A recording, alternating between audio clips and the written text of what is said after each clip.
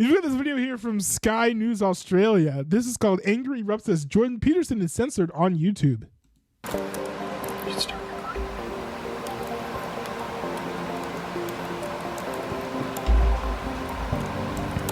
Okay. Oh, hold on. This is just...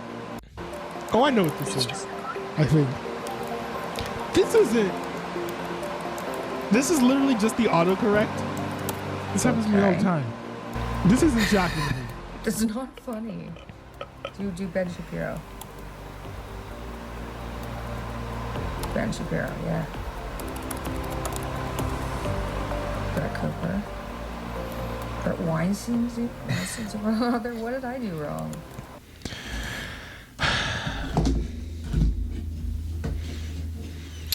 This is what annoys me about the reactionary right, okay? This is... Now, to be fair, I'm not saying that this isn't like actual censorship, right? They are being censored from autocorrect or whatever, but like, is being censored from autocorrect really that big of a deal? Like, I don't know if it is. Because you can still search the terms. Now, the real censorship is this. Watch this. This is the real censorship. If I do this, Jordan Peterson, and I search it. Oh, I guess they're actually not doing it for him. They're kind of doing it. Usually if you search somebody like that online, like Milo Yiannopoulos is a good example of this.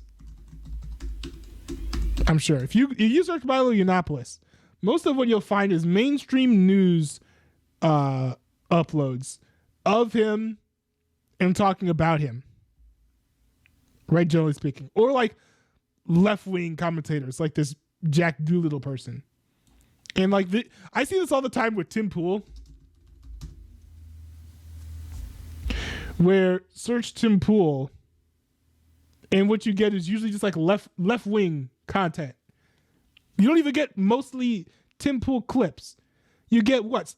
Young Turks, Destiny, Sam Cedar, Valuetainment, Deadpool. And these are old videos from like 7 months ago, 9 months ago. Now, this form of censorship is part of sorting by relevance. Sorting by relevance. If you, by the way, to evade this, all you have to do is just sort by anything other than relevance. If you sort by view count, you know, you'll probably get, well, yeah, of course, his Joe Rogan appearances, because that makes sense. Now we see a lot of Tim Pool content or appearances on other podcasts or other podcasts talking about him, but no left-wing content creators, really. You got Steven Crowder talking about him having yay on his thing. You know, you could sort by upload date, and you'll get mostly uploads, you know, from like, you know, Tenet Media, from Timcast IRL. It's sorting by relevance. That's the real censorship. And I actually find that annoying. But Ragebait like annoys me, and not for the reason that it's supposed to, right? Ragebait is supposed to incite people to anger and madness at a particular thing or a particular group of people, right? That thing that we just saw was supposed to make you be like, oh, big tech is big, bad, scary. Ooh, be bad at YouTube today, rah. And I guess, you know, there's nothing wrong with not liking big tech. But at the same time, it's stoking outrage over something that's, at the end of the day, not a big deal. Is it a big deal if the autocorrect says Jordan Peterson when I search it? No. Because YouTube is not going to stop me from searching for Jordan Peterson's content. The real problem would be if, like, let's say YouTube stops recommending his videos for whatever reason, stops showing them on the homepage, stops pulling up Jordan Peterson's videos when I search for them, like, you know, blacklisting them from search results. Those are the types of things that would be worth getting mad about. But I feel like we're in a multimedia economy that focuses so much on clicks, outrage, hysteria, that we constantly have to be making up this stuff to get mad about, or else we're failing or falling by the wayside. And I don't really like it because I think it distracts people from things that are more important. There are more important things going on that is stoking less outrage. Just being honest, right? So the rage bait annoys me. You know, one easy way to spot rage bait is, if you're watching like I caught this on talk radio a lot, where something bad happens, right?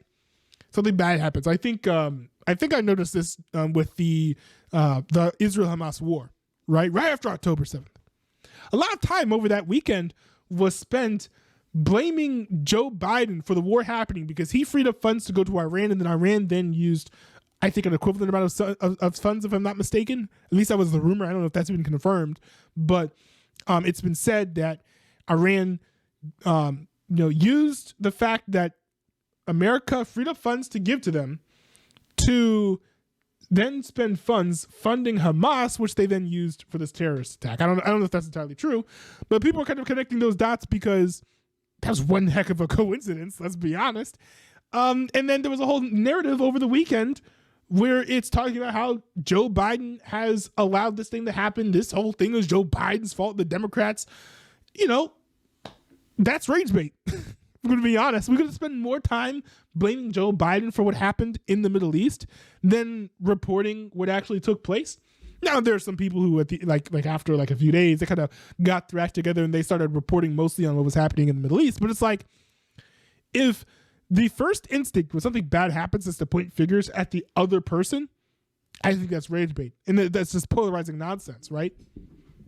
For example, I've been seeing this recently. There were some mass shootings recently. I think there was one, at least, was a trans person. So we saw a lot of people on the right being like, oh man, another trans shooter, huh? Let's click my teeth. When in reality, the right has been mad this whole time at the left doing the same thing to young white men, saying, oh, we have a white supremacist problem. We have a white violence problem. No, I think the fact that we see these straight, unhinged, far-right white men and these sometimes white but not always white trans shooters who are extreme leftists kind of gives credence to the claim that we have a mental illness problem. Not that we have a left-wing problem, not that we have a right-wing problem, not even that we have a male violence problem, because some of these shooters I think we're seeing, especially on the left, because they're so diverse, are women, are female.